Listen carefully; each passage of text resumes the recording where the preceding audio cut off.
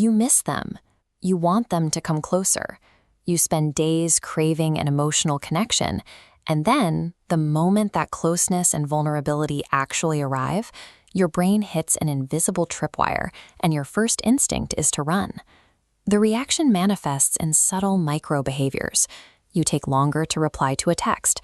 You suddenly notice tiny, insignificant flaws in the other person, the way they chew or a phrase they use, and use those observations to justify a need for space. Conventional pop culture explanations for this pattern are predictable. Society assumes you haven't met the right person, the timing is wrong, or that you are emotionally unavailable for a relationship.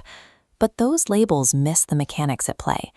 This behavior rarely stems from a lack of desire for connection.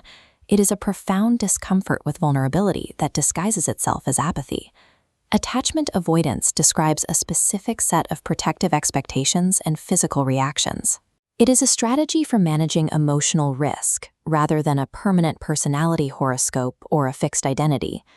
Popular psychology often fails here by analyzing avoidant behavior as if it exists in a vacuum. We focus on one person's internal state, while ignoring the partner's role in the cycle.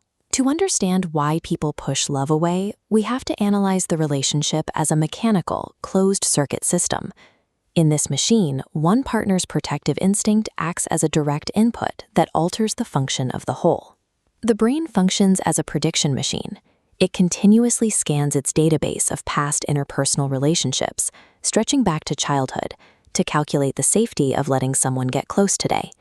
This 2026 longitudinal study tracked how early experiences of overwhelming closeness cluster to establish a baseline expectation for adult intimacy. If the brain predicts danger, it reacts logically. When a new relationship reaches a certain intimacy level, it preemptively deploys a physical shield. A defense mechanism that protected a child in the past becomes an invisible barrier that starves an adult of connection in the present. We can see this distance in the context of modern daily relationships by looking at a 2026 study of 1,256 couple dyads facing regular conflict. When relationship tension rises, the highly avoidant partner relies on withdrawal to regulate their internal panic. They physically leave the room, shut down the conversation, or become emotionally unresponsive. This withdrawal creates an immediate power imbalance. When one person shuts down the interaction, the other partner is left with no agency to help resolve the problem. The withdrawing partner is usually attempting to self-soothe rather than inflict harm. But this method of unilateral self-regulation inherently destabilizes the foundation of the partnership. This flowchart maps the resulting behavioral feedback loop. The partner who feels abandoned instinctively pursues the withdrawing partner. The avoidant partner perceives this pursuit as overwhelming pressure and retreats further, causing the entire cycle to rapidly accelerate. During the exact same argument, one experiences the trauma of rejection, while the other feels suffocating pressure. Both individuals are now locked in a self-reinforcing mechanical loop. Every logical attempt to fix the problem directly accelerates the system's collapse. Because these attachment patterns are learned neural associations rather than hardwired genetics, the feedback loop can be intentionally short-circuited.